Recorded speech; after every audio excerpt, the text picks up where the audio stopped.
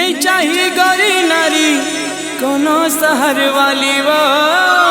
काके हे नहीं चाहिए टिप टॉप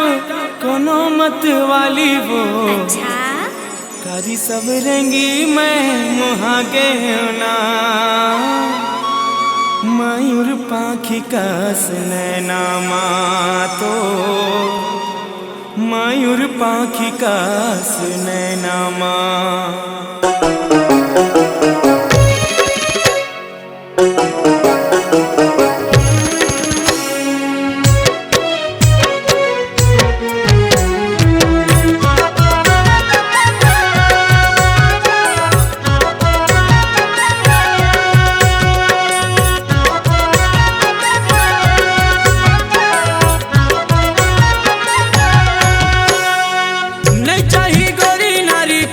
शहर वाली नहीं चाहिए टिप टॉप कोनो मत वाली वो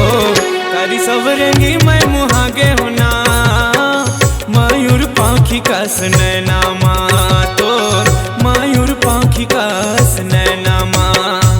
नहीं चाहिए गोरी नारी कोनो शहर वाली वो नहीं चाहिए टिप टॉप कोनो मत वाली वो कारी सब रेंगी मैं मुहागे होना मयूर पाखी कस नैना तो मयूर पाखी कस नैना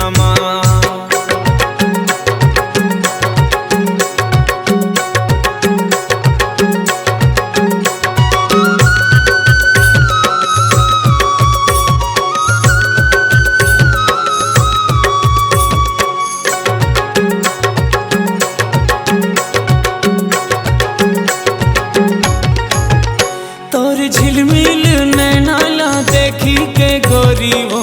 मन मोर नसामा मतागे तोर रुन झुन पैर के धुन ला सुन के वो मन मोर नाचो नाचो लागे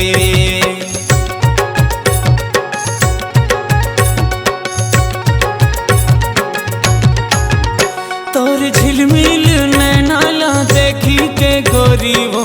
मन मोर नसामा मतागे तोर रुन झुन पैर के धुन ला सुन के वो मन मोर नाचो नाचो लागे नहीं चाहिए कोनो मोला ऊंचा सैंडल वाली वो नहीं चाहिए कोनो मोला जींस टी शर्ट वाली वो कारी सब रेंगी मैं मुहागे होना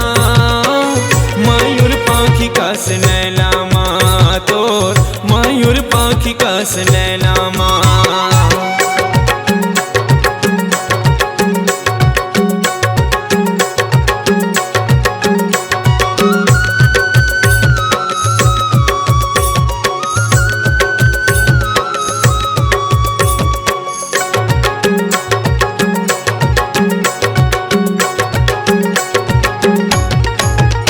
तोर लिचली चिकनिया डोले जैसे झुलना वो देख के सुध मोर हजागे तोर गुरतुर बोली हा पान का से बेधा थे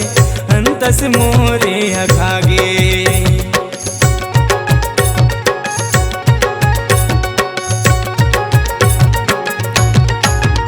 तोर लिचली चिकनिया डोले जैसे झुलना वो